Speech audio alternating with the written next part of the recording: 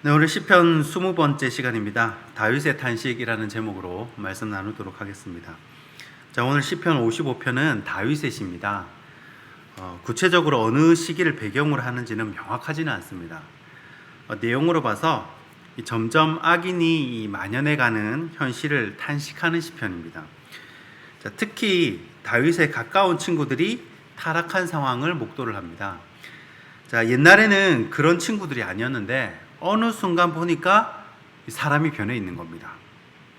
악의 무리 편에 섞여서 의인을 공격하고 비방을 하는 거죠.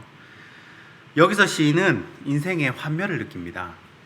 어쩌면 그 친구들이 어릴 적부터 친했던 소꿉 친구들일 수도 있었고 또 여러 가지 친구들이 있겠죠. 근데 변해도 너무 변하니까 이제는 그 친구와 관계를 계속 이어갈 수가 없는 거예요. 친했던 친구들이 그러니까 다윗이 여기서 좀 이렇게 소외감도 느끼고 많이 힘들었나 봅니다. 그러니까 날개가 있으면 날아가고 싶은, 떠나고 싶은 그런 충동을 느끼게 된 거죠.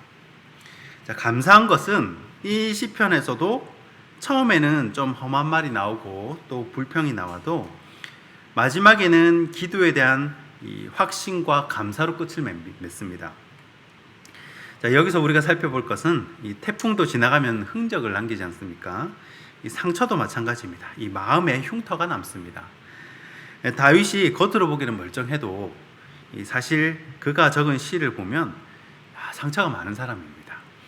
이 다윗도 그냥 평범한 성정을 가진 보통 사람이라는 거죠. 그래서 오늘은 다윗이 토로하는 마음을 살펴보고 이것을 또 어떻게 극복을 했는지를 한번 살펴보고자 합니다. 자, 다윗의 토로 첫 번째는요, 글로 표현해 보라는 겁니다. 오늘 본문 4절부터 6절입니다. 내 마음이 내 속에서 심히 아파하며 사망의 위험이 내게 이르렀도다. 두려움과 떨림이 내게 이르고 공포가 나를 덮었도다. 나는 말하기를 만일 내게 비둘기같이 날개가 있다면 날아가서 편히 쉬리로다. 아멘. 자, 어느 날 유대의 왕이 두 신하를 불렀습니다. 자, 그들의 이름은 시몬과 요한입니다. 왕은 시몬에게 이 세상에서 가장 좋은 것을 찾아오너라 라고 명령을 했습니다. 그리고 요한에게는 이 세상에서 가장 나쁜 것을 찾아오너라 라고 말했습니다.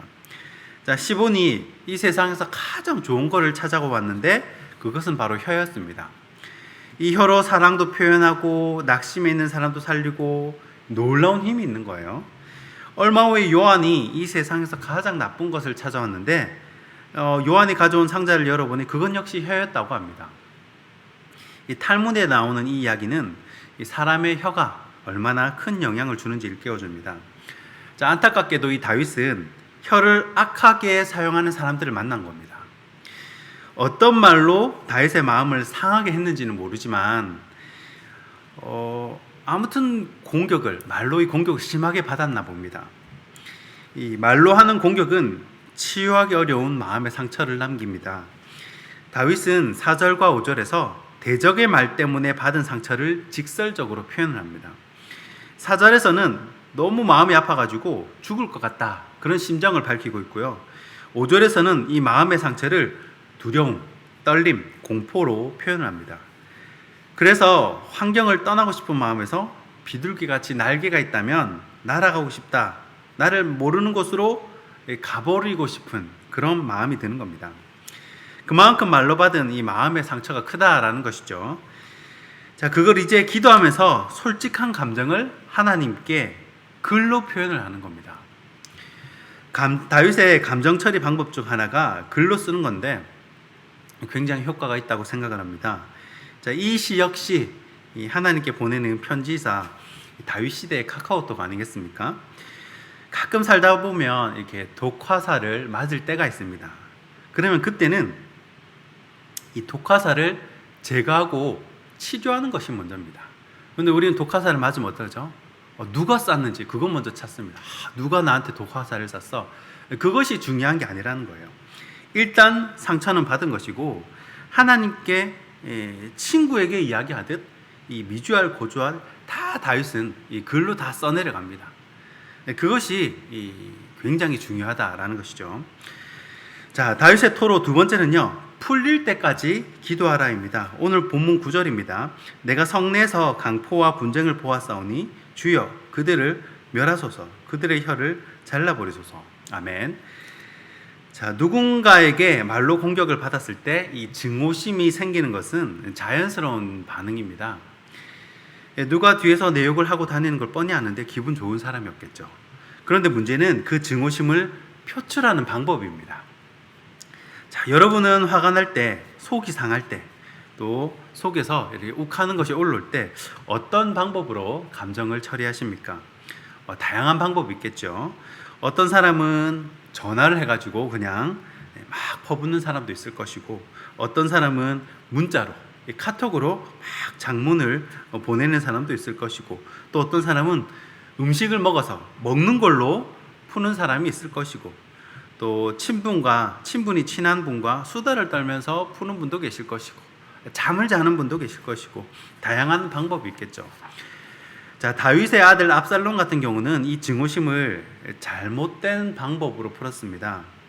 암논이 자기 누이를 범하자 딱 이를 갈고 있다가 이 잔칫날에 기회를 봐서 칼로 이 암논을 잔인하게 죽여버립니다. 이 증오심을 잘못 해결한 이 대표적인 예입니다. 그런데 이런 공격성은요, 누구나 있습니다. 다윗도 본문 9절에 그들의 혀를 잘라버렸으면 좋겠다, 그렇게 기도를 하죠. 그런데 다윗은 다행히 이 마음에 품고 이를 가는 성격이 아니라 하나님께 기도하면서 하소연하고, 또 글로 쓰면서 하소연을 하고, 그렇게 하다가 시편 마지막에 보면 이제 서서히 풀리는 게 느껴집니다. 처음에는 막 화가 나다가 막 글을 적어가다가 서서히 풀리는 게 느껴져요. 그래도 하나님 내가 감사를 하고, 그래도 막 이렇게 풀리는 게 느껴져요. 어느 시편을 보아도 마찬가지입니다. 처음에는 찢어 죽이소서, 혀를 자르소서, 집안에 걸식하는 자들이 많게 하소서, 막 이렇게 마음의 악담을 그대로 하나님께 내었었다가 다윗의 마음이 완전히 풀리면, 이제 서서히 풀리면 그때 기도를 마무리를 합니다. 그러니까 마음이 풀 때까지 기도를 하는 거예요. 하나님이 풀어주실 때까지, 이 마음의 평안이 올 때까지 하나님 붙들고 하소연하고 기도를 하는 것입니다.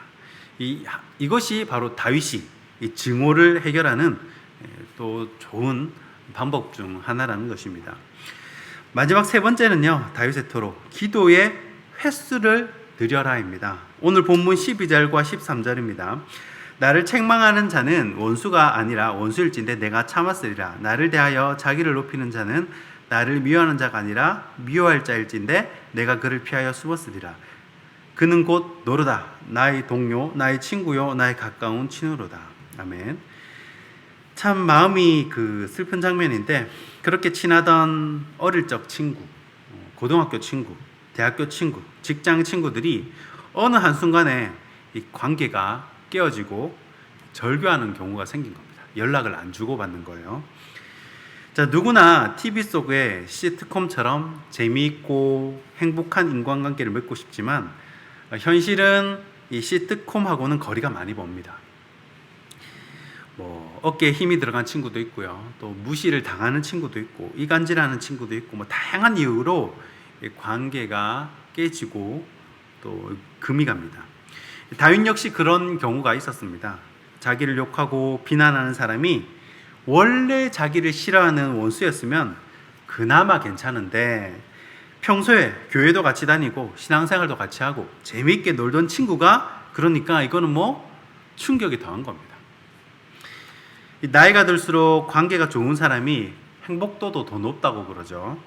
그런데 그게 마음대로 안 되는 거예요. 내가 잘 지내고 싶다고, 나는 친하게 지내고 싶은데 상대방이 그냥 말을 안 해버리면, 나랑 친하게 지낼 생각이 없으면 그건 좋은 관계가 될 수가 없겠죠. 다윗 역시 자신은 다 잘 지내고 싶었겠죠. 그런데 관계가 다 깨지는 겁니다. 알고 보니 나를 욕하는 사람이 내 옆에 친구였어요. 이때 오는 박탈감, 허무함, 인생 무상, 외로움, 여러분 이런 상태가 조금만 지속이 되면 바로 우울증이 옵니다. 이 우울증이 반복이 되면 이 조울증이 되고 이 무서운 질병이 되는 것이죠. 자, 이때 다윗이 어떻게 했습니까? 성경을 보면요, 평소보다 더 많이, 더 자주 기도합니다. 자, 16절부터 보시면 부르짖으면서 기도를 하죠. 또 17절에 보시면 저녁, 아침, 정오 기도의 횟수를 자꾸 늘리는 겁니다. 하나님께 이 음성 듣는 기회를, 시간을 자꾸 더 이제 늘리는 거죠. 교회에 오는 횟수도 늘리고, 또 예배 드리는 횟수도 늘리고, 기도하는 횟수도 자꾸 늘리는 거예요.